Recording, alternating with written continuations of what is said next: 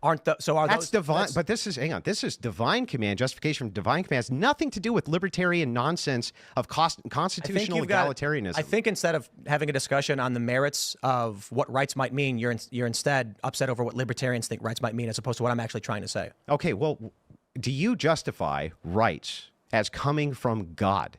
Okay, so what you're about to witness is Andrew Wilson absolutely dismantling Tim Pool in one of the most brutal intellectual beatdowns we've seen on a live show. Tim Pool comes in with his usual circular reasoning, and Andrew Wilson cuts through the nonsense like a hot knife through butter. No fluff, no holding back, just raw, unapologetic logic. Let's take a listen where Andrew Wilson completely annihilates Tim Pool. But you can't poop on someone's floor. Why couldn't you extend that to literally everything? You need healthcare to survive. You need guns to survive. You need a house to survive. You need everything to survive. I think we should move on, but I think the challenge is, I don't know if you're unwilling to understand or what. You have no right to take other things from other people, to take their labor. You have no right to force a doctor to perform surgery on you, but you certainly have a right to ask him for it. Those are just assertions. Like, you just assert these things as though they have a grounding epistemic foundation from which you can make the assertion. Based on where do you make the assertion that you're not allowed to do X other than because Tim Pool's preference is that you don't? And I'm literally saying you're talking about laws and social order right now, not human behaviors for survival. I think human behaviors are laws and social orders. I think that's this. You're saying the same thing. No, if a person was in the middle of the woods, they'd be foraging and looking for food. Yeah, what does that have to do with what I just said? You're talking about what the government human can and can't do. I'm talking about what humans need to do to survive. Yeah, okay. Well, humans also have to have other humans around to survive. And so this is communication is essential. The right to defend yourself is essential. The right to secure your possessions is essential. These things, without them, humans cease to function properly. And then you get the Soviet bloc, you get starvation, you get genocides. It's and also this is a detriment to... It's a function of our belief system in the United States that we have natural rights. I mean, I agree with that. That's a huge part of it. I agree with that. I agree with that, that in the United States, we agree that we have them. You can say, I think you can not say that sure everyone, that we do. I think that you can say that everyone has these rights, and it's a function of whether or not their government allows the rights to be recognized. That's the contention. When you say, I think everybody has these rights. Yeah, that is my belief. Yeah, it's a belief. Yeah. Based on existence. I mean, based on just your preferences. So there's, I don't think it's a preference. I think everyone has a right to breathe. And you do. In the big picture of what are the list of fundamental rights that exist to humans, cultures debate these things wildly, but there are a small handful which are true and correct. If inhibited, a person dies. Agreed. But what I'm saying, I guess my overarching point, and I can just kind of tie it off society with fails. this, is that when I say rights are forced, what I'm saying is the thing that you say is necessary, breathing, eating, these types of things. Yeah, this is where Andrew Wilson just flat out exposes the flaw in Tim Pool's entire framework. Tim is acting like he's making some profound point, but Andrew slices right through it.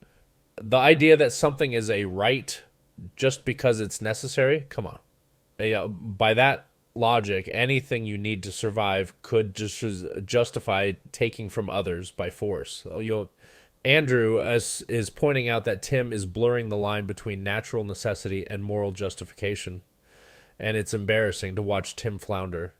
I think that those things, which you call rights, really are just force. You're saying I will use force in order to do this thing that I want to do to necessarily exist, and that another person can use force to stop those things from existing.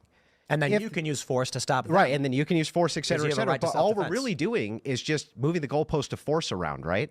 So if this group says this group does not have the right to breathe, they do not have the right to eat, they do not have the right to do any of this shit, and they go and put a stop to it, but you don't, what are we appealing to for why it is that you can't do that? That group doesn't have the right to do that. Yeah, but that makes no sense. Why wouldn't they have the right to do that? I feel like saying might makes right, which is it's beyond that. I think you're making a postmodernist argument for why you should be allowed to do things that other people don't want you to do. I think I think the opposite is true. I would use a justification of God.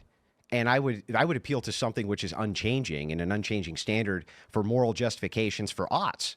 But what you're doing when you say a right and you're appealing to like the Constitution, that's postmodernist subjective standards of nonsense, right? It's just like it's moral we foundation. all decided that we have these rights, so we do. There's no justification for any of them. So Zero. You don't believe in any intrinsic moral foundations?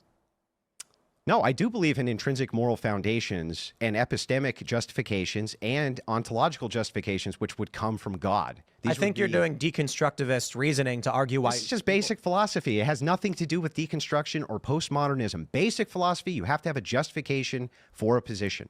And when I've given you one, you just reject it every time. Yeah, well, You just say, because nope, because nope. they're axiomatic. So you haven't demonstrated why the axiom or the starting point. We start with rights, Andrew. You haven't demonstrated why we do, other than because I observe that if we don't act in this way, you expire. But it's like, okay, but why is that even bad? Like, why is that even a bad thing? Why is it bad that humans cease to exist? Yeah, why would that even be a bad thing from the worldview of rights? Like, oh, okay, if you don't have this right, you die. But you haven't justified why that's even a bad thing. Because humans exist through a pattern of evolution towards, or creation, whichever you decide, for to be fruitful, to bear fruit, and etc. These things are components of creation and life. I think this aligns perfectly with like a Christian, Judeo-Christian moral worldview. And I think these things are requirements for the efficient expansion and fruitfulness of humans. So they are natural. Either from an evolutionary standpoint, humans developed to inherit certain requirements to function efficiently. And when these things are curtailed, we see inefficiency and collapse, disease, and chaos. This is circular. So you go, okay, we need to bear fruit and multiply. Why? Well, because then we can exist. Why do we need to exist? Because then we can bear fruit and multiply. Okay, but why? Because then we can exist.